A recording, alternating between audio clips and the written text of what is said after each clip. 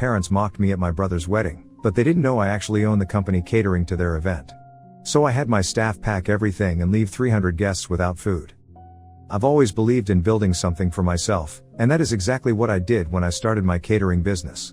What began as a modest food truck back in my college days gradually evolved into a full-service catering company, now employing over 50 people and servicing high-end events all across the greater Chicago area. I've worked hard to get here, sleepless nights, sacrifices, and relentless determination. It took me nearly a decade, but I've built something I'm proud of. This background is important to understand what happened last weekend at my younger brother Mark's wedding, which turned into an absolute disaster.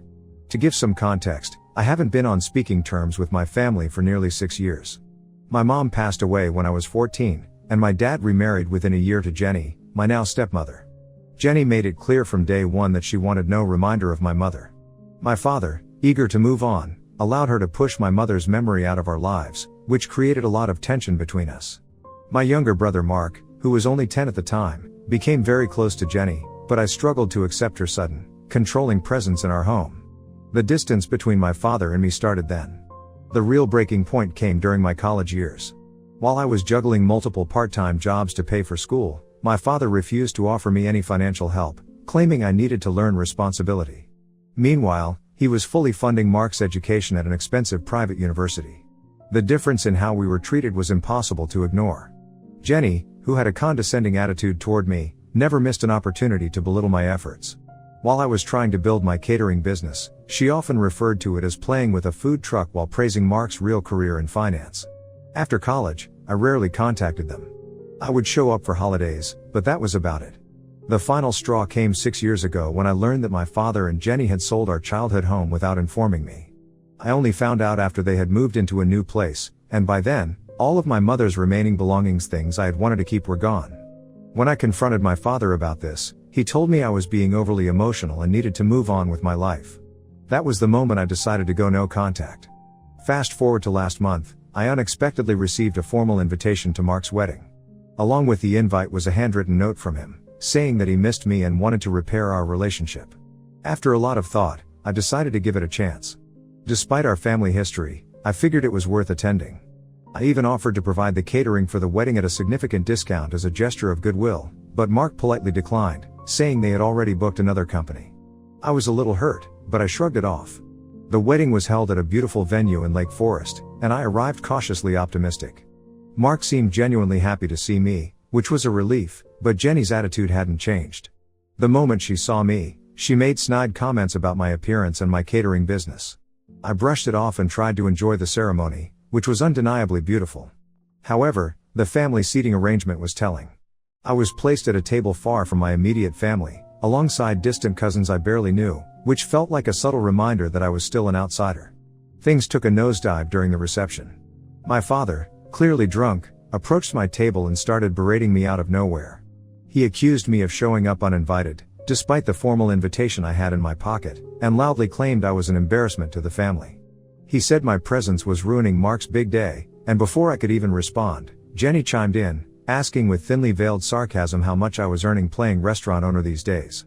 She even commented on my suit, implying I couldn't afford something as nice as what I was wearing. The sheer audacity of it was unbelievable. Instead of saying anything or reacting at all, I decided to leave quietly. I knew there was no point in engaging with them, especially with my father being drunk and Jenny clearly enjoying the opportunity to take jabs at me. I was walking toward my car when something caught my eye: the catering staff setting up for the main course. I recognized several of them immediately. These were people who worked for me. That's when it hit me: the catering company my business partner had hired for the wedding had recently been acquired by my company. The former owner had stayed on as a manager, so I hadn't been directly involved in the planning. But legally, the company and this event were now under my control. I called my operations manager just to confirm what I was already suspecting. Sure enough, this was our event. I thought back to what my father had said, how I was an embarrassment, how I was ruining the wedding just by being there. And that's when I made a decision. If my presence was so offensive to them, then surely they wouldn't want my company catering their event either. I instructed my staff to pack everything up and leave immediately. Within 15 minutes, 25 of my employees had loaded all the food, equipment, and supplies back into our trucks and were on their way out. Chaos erupted shortly after. With 300 guests left without their main course or dessert, People started to realize something was seriously wrong. My father tried to intervene, but there was nothing he could do. The contract they signed with the previous owner of the catering company included a clause that allowed us to terminate service if there was any hostile or discriminatory behavior toward our staff or ownership, and that's exactly what had happened. I left my business card with the venue manager and told her to have my father contact my lawyer if there were any disputes over payment. The fallout was immediate. By the next morning, my phone was blowing up with messages from family members accusing me of being selfish and petty. Mark sent me a long text saying I had ruined his wedding and proved Jenny right about me all along. My father, unsurprisingly, threatened to sue me for breach of contract. I forwarded all of their communications to my lawyer and blocked their numbers. A couple of hours later, I started hearing from some guests who had attended the wedding. Surprisingly, several of them were on my side. They had witnessed the way my father and Jenny had treated me and said they were appalled by their behavior. One of Mark's friends, who had seen my catering company's work before, even reached out to apologize for how things had played out and said he was impressed with how quickly and professionally my team handled the situation. This support was unexpected, but it reminded me that not everyone in the family was blind to what had really happened. As the days passed, I found out that Mark's wedding had made the rounds in social circles, particularly how it ended. Apparently, word had spread among Mark's colleagues and friends about the drama that unfolded, and it wasn't long before Jenny's carefully curated image started to crack. Some mutual acquaintances even mentioned that Jenny had tried to downplay the whole incident, blaming me entirely for ruining the reception. However, the truth was already out, and no one was buying her version of events. The damage had been done. I've been thinking about everything that's happened, and honestly, I don't feel guilty. I didn't crash their wedding or make a scene. I was invited and treated with utter disrespect. They chose to humiliate me, and I exercised my legal right to terminate a service. It was nothing personal, just business. They didn't want me there, so they didn't get my services either. Simple as that. Still, I can't shake the feeling that I've somehow been drawn into a family drama that I had long hoped to leave behind. Now, I'm left wondering if I handled it the right way. Was it too much? Or did they deserve the outcome they got for treating me the way they did? Either way, the situation has been weighing on me, so I'm turning to Reddit for some perspective. Aita here, or was I justified in my actions? Update 1. Thank you all for the overwhelming support. Honestly, I didn't expect this story to blow up the way it has, but I'm grateful for the outpouring of kind words and thoughtful responses.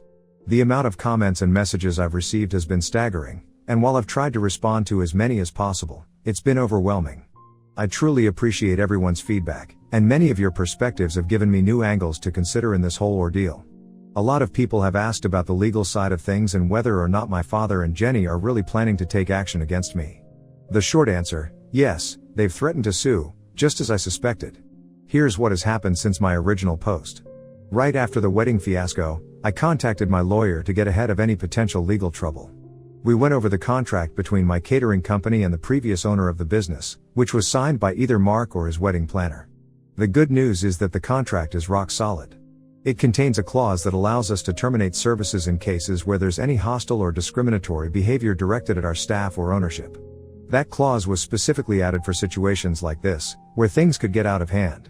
To make sure we were fully prepared, I reached out to the venue manager, who confirmed that their security cameras had captured everything.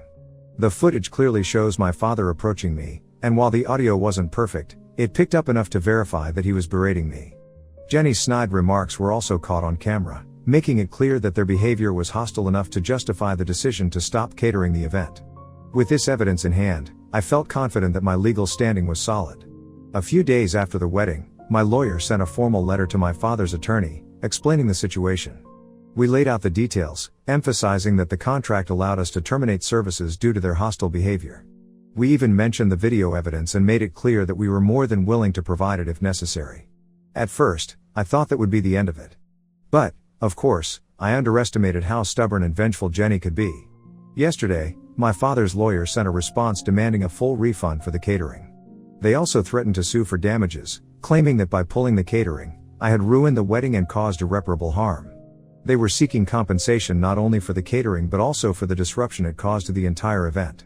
Naturally, I wasn't about to cave into their demands.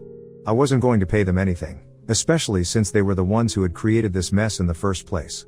After discussing things with my lawyer, we decided to offer a counterproposal. We're willing to refund 50% of the deposit, but only under two conditions. First, they have to sign a non-disclosure agreement, NDA, which means they can't talk about this situation publicly or leave negative reviews online. Second, they have to sign a release of claims, which would prevent them from pursuing any further legal action against me or my company. We've sent the offer, and now we're just waiting for their response. Despite all this legal wrangling, Jenny has already tried to cause problems. The venue manager called me a few days ago to let me know that Jenny had been attempting to post negative reviews about my catering company online. In her reviews, she claimed that we had sabotaged the wedding and blown things out of proportion to make the family look bad. Thankfully, the venue manager was able to block her attempts, but it's still frustrating to deal with. My legal team is keeping a close eye on the situation, and if Jenny continues to spread false information, we'll treat it as defamation and escalate accordingly. Interestingly enough, the chaos of the wedding has led to some unexpected positives for my business. Several wedding guests have since reached out to compliment how my staff handled the situation and even expressed interest in hiring us for their own events. Some of them told me they were impressed by how quickly and professionally my team packed up and left. It's strange to think that a disaster like this could lead to new business opportunities, but that seems to be the silver lining in all this. As for my brother, Mark, he still hasn't contacted me directly, but he did send a message through one of our mutual cousins. In the message, Mark admitted that he felt guilty for not standing up for me during the wedding. He said that he didn't want to cause problems with our father and Jenny, which is why he stayed silent when things got ugly. He apologized and asked if we could meet to talk things over. I have mixed feelings about this. Part of me wants to give him a chance to explain, but another part of me feels like it's too late for that. For now, I'm going to hold off on any meetings until the legal situation is fully resolved. On a personal level, I've been reflecting a lot on everything that's happened. In some ways, I feel vindicated for standing up for myself. My family had treated me like an outsider for years, and I finally drew a line in the sand. Legally and professionally, I know I made the right decisions. But emotionally, this whole situation has been draining. It's hard not to feel a sense of loss, even though I've been estranged from my father and Jenny for years. Mark's wedding was supposed to be a celebration, and instead, it's become a legal battle and a source of family drama that I never wanted. The weight of it all is starting to sink in. I'm left wondering what the long-term consequences will be for my relationships with the rest of my family. Will things ever get back to normal? Can I ever repair my relationship with Mark, or is the damage too deep? I don't have answers to those questions yet, and it's going to take some time to figure it all out. For now, I'm focused on seeing how my father and Jenny respond to our offer. If they agree to the NDA and the release of claims, maybe we can all move on from this mess. If they refuse and decide to push forward with legal action, I'm prepared to defend myself and my company. No matter what happens, I'll make sure to update you all. Again, thank you for all your support and encouragement. It means a lot to me, especially during this chaotic and stressful time. Update 2. Since my last update, things have only gotten messier, but at least the legal side is now behind me. Before diving into that, let me backtrack a little to fill you in on something I recently learned. One of my business associates, who had a working relationship with the wedding planner hired by Mark and Jenny, gave me some additional insights into what went down before the wedding. Apparently, the chaos didn't just start with my arrival, it had been brewing for weeks. According to my associate, Jenny had been a nightmare to deal with from the beginning. She insisted on making several last-minute changes to the flower arrangements, despite having already signed off on them. Not only that, but she went back and forth with the event planner over almost every detail. The wedding cake design was altered at least 3 times because Jenny couldn't make up her mind, and she even demanded a complete overhaul of the seating arrangement just days before the event. The event planner had to rearrange seating for over 300 guests more than once, which isn't just inconvenient, it's costly. On top of that, there was some serious tension between Jenny and the venue staff. Jenny apparently made several condescending remarks about their level of professionalism, complaining that they weren't up to the standard she expected for such an upscale wedding.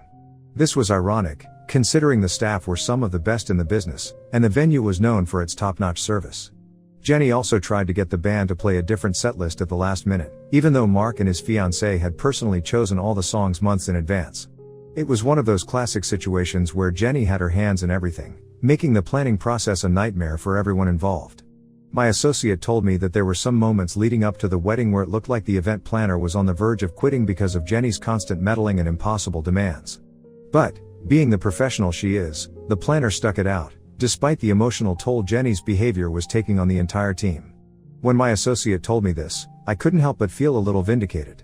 The stress and confusion I'd felt at the wedding reception were clearly just the tip of the iceberg compared to what the vendors had been dealing with in the weeks leading up to it. Now, back to the legal matters. Yesterday, my father's lawyer finally contacted us, and they've agreed to accept our settlement offer. After what I assume was a long discussion between my father, Jenny, and their legal team, they decided to take the partial refund and sign the non-disclosure agreement, NDA. This morning, they signed all the necessary documents, and we processed the refund 50% of their deposit, minus the costs already incurred for the food, staff, and travel. With that, the legal dispute has been resolved. The lawyer's letter was formal, and they didn't bother to include any sort of apology or acknowledgement of what really happened, but I wasn't expecting one. The important thing is that they agreed to the settlement, and I won't have to worry about any further legal repercussions from them. However, while the legal matter may be over, the personal fallout is still ongoing, and it's only getting worse. One of the more disturbing developments is that Jenny has been actively trying to undermine my business since the wedding. She's been calling several of my employees, trying to fish for information about how my company operates. Thankfully, my staff are loyal and know better than to engage with her, especially considering the circumstances. We've instructed all employees to direct any and all communications from my family straight to our legal department. But it doesn't stop there. Jenny has also been reaching out to some of my business partners on LinkedIn, spreading false claims about my character and accusing me of ruining her son's wedding on purpose. It's one thing to be angry, but it's another to try to sabotage someone's livelihood. Jenny crossed a major line with these attempts to tarnish my reputation. As soon as we became aware of what she was doing, our lawyer sent her a cease and desist letter. We're taking this seriously because, at this point, her actions are bordering on defamation. My legal team is ready to escalate if necessary, but I'm hoping the cease and desist will be enough to make her back off. Still, I wouldn't put it past Jenny to keep pushing, given her history of crossing boundaries. But perhaps the most surprising development came from my brother, Mark. I hadn't expected much from him after the wedding, but it seems the fallout from the incident has hit his own marriage as well. From what I've gathered through mutual acquaintances and a few cousins, Mark and his new wife have already had their first major fight over what happened at the wedding. Apparently, she was horrified by the way our father and Jenny treated me, and she confronted Mark about it after the wedding. She told Mark in no uncertain terms that he should have stood up for me, and that allowing his father and stepmother to humiliate me was unacceptable. According to what I've heard, she feels strongly that Mark needs to grow a spine and stand up to our father and Jenny. This led to a significant argument between them, to the point where they postponed their honeymoon to work through some of these issues. I don't know much more than that, but it's clear that my brother is being forced to face the reality of the situation, and that includes re-examining his relationship with our father and Jenny. I can't help but feel a strange mix of emotions about this. On one hand, it's a relief to know that someone else saw what happened for what it truly was. It's validating to hear that Mark's wife was just as appalled as I was by our father's and Jenny's behavior. But on the other hand, I feel bad for Mark. He's in a tough spot, and while I'm angry with him for not standing up for me, I know he's been under a lot of pressure from our family for years. It's not an excuse, but it's still a difficult position to be in, especially now that he's newly married and trying to navigate this mess. As for me, I'm focusing on moving forward. With the legal matters behind me and Jenny's attempts to sabotage my business being handled by my legal team, I'm starting to feel a sense of closure. I'm not sure what the future holds for my relationship with Mark or the rest of the family, but I'm taking things one day at a time. For now, I'm just grateful for the support I've received from my staff, my business partners, and even some family members who've reached out in private to offer their encouragement. I'll keep you posted if anything else happens, but for now, I'm hopeful that this chapter is coming to a close. Thanks again for all the support. Update 3, Hi everyone, I hope you're all doing well. I want to start by expressing my gratitude for all the support, comments, and messages I've received since I first shared my story. The past week has been truly transformative, and I want to share how things have evolved and the unexpected turns my life has taken since my last update. Yesterday, I met with Mark for coffee. It was a kind of emotional meetup that I wasn't entirely sure I was ready for, but I felt it was necessary. The conversation was a long time coming, and I think we both knew it. Mark broke down and apologized for years of enabling Jenny's behavior and our father's favoritism. He was visibly shaken, and I could see how much he was carrying on his shoulders.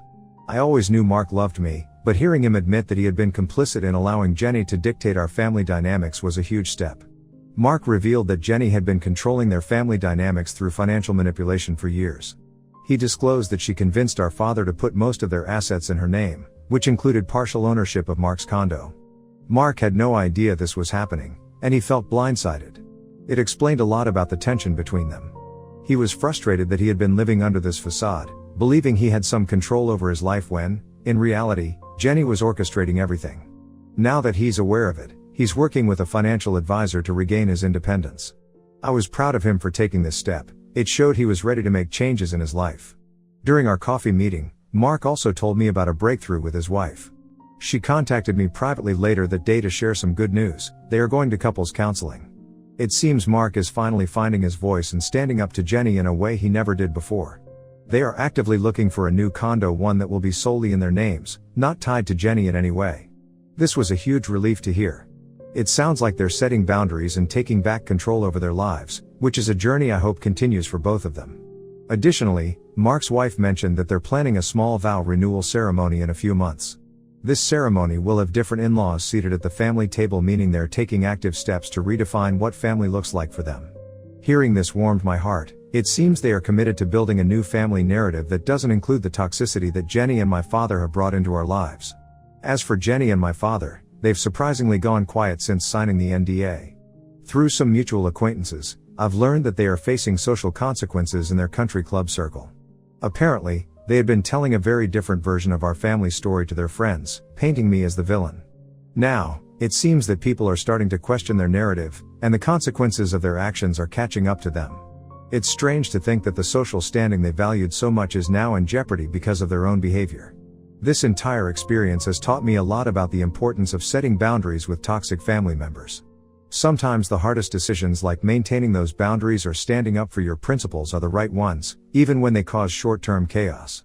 I've come to realize that standing firm in my truth, despite the backlash, has led to unexpected growth and healing in other relationships. I'm grateful for the community's support. Many of you have reached out to share your own experiences with toxic family dynamics, and it's comforting to know I'm not alone in this. I hope my story can help others facing similar situations. I've realized that life is too short for toxic relationships, but it's never too late for genuine reconciliation with those who are truly sorry. Looking ahead, I plan to maintain my boundaries with Jenny and my father. They've shown me who they truly are, and I have no desire to re-enter that dynamic. However, I'm cautiously optimistic about rebuilding relationships with Mark and other family members who are willing to interact respectfully. I think there's a chance for us to reconnect, especially since Mark is now aware of the need for healthier boundaries. As for my business, things are going better than I could have anticipated. In the wake of the wedding incident, I received several inquiries from potential clients who were impressed with how my staff handled the situation. They appreciated the professionalism we maintained despite the chaos. Our reputation has actually strengthened in the local community, and we're experiencing a surge in bookings as a result. It feels rewarding to know that my hard work over the years is paying off and that I'm being recognized for the dedication I've put into my company. I also took the time to meet with my employees to discuss the incident. I wanted to ensure they felt supported and acknowledged for their professionalism during a challenging event. The feedback from them was heartwarming. Many expressed their appreciation for the strong company culture we've built together, which made me feel proud as a leader. It reinforced my belief in the importance of treating employees well and fostering a positive workplace environment. To those who asked about future family events, I'll continue to maintain my boundaries with Jenny and my father. But I'm excited to explore the possibility of re-establishing connections with Mark and other family members ready to interact respectfully. It's a fine line to walk, but I'm hopeful. Life is too short for toxic relationships, and I want to focus on the positive connections that bring joy and support into my life. Thank you all for your unwavering support, awards, and kind messages. They've meant more to me than you know. I might not post updates moving forward, but I wanted to share this final update to let you know how things have changed for the better. I hope you all take care and remember that it's okay to stand up for yourself, even when it's hard. You never know how it might inspire others to do the same.